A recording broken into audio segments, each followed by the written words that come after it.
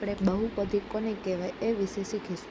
બહુપદી એટલે પહેલાં તો બહુપદીનું મિનિંગ હતું. બહુપદી એનું બહુપદીને આપણે આમ લખી શકીએ બહુ વત્તા પદ, કે બહુ એટલે કે જેમાં સૌથી વધારે પદ હોય તે, અથવા તો એક કે બે કરતાં વધારે પદ હોય. ધારો કે 4x+3, તો આને શું કહેવાય? બહુપદી, કે જેમાં બે પદ આવેલા છે. પછી તો કે જે આવી રીતે 3x + 4y + 5, તો આમાં કેટલા પદ છે? આ એક પહેલું પદ, આ બીજું પદ ને ત્રીજું પદ. તો આમાં કેટલા પદ છે? 3 પદ. એટલે બહુપદીનો પહેલાં સાદો મિનિંગ તો તમે સમજી લીધો, કે જેમાં બે કે બેથી વધારે પદ આવેલા હોય તેને શું કહેવાય? બહુપદી. હવે બીજી વસ્તુ, જો અહીંયા બ્લુ કલરથી લખો, p(x)માં મહત્તમ ઘાતને બહુપદીની ઘાત કહેવાય. એટલે કે આપણે જો એક એક્ઝામ્પલ લીધું 4x + 2, તો અહીંયા પહેલાં x કે અહીંયા p(x) શું થશે? તો કે 4x, બરાબર. હવે આમાં xની ઘાત કેટલી છે? તો કે 1. આ બહુપદીની ઘાત કેટલી કહેવાય? 1. હવે એવી જ રીતે જો આમ લખું 2y² + 3, તો અહીંયા y નો કેટલો પાવર છે? કેટલી ઘાત છે? તો કે 2.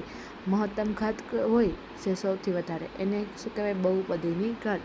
હવે હજી એક એક્ઝામ્પલ આપણે લઈએ, તો કે 4x + 2x² + 8.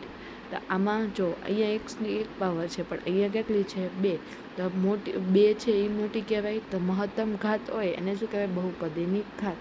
સમજાઈ ગયું? હવે હજી એક છે કે સુરેખ બહુપદી. આપણે જોયું કે 2x - 3, એટલે xની 1 ઘાત છે. જ્યારે કોઈ પણ બહુપદી હોય એની મહત્તમ ઘાત 1 હોય એને શું કહેવાય? સુરેખ બહુપદી, બરાબર.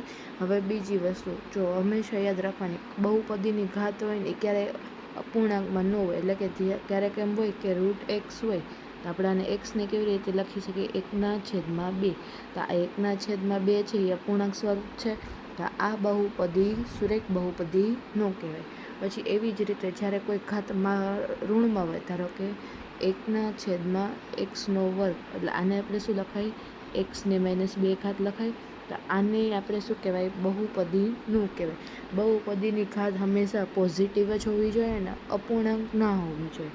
હવે એવી જ રીતે હવે બહુપદીની મહત્તમ ઘાત 2 ઘાત, એટલે કે જો 2x² + 3x + 5, તો આમાં જો મહત્તમ ઘાત કેટલી છે? તો 2.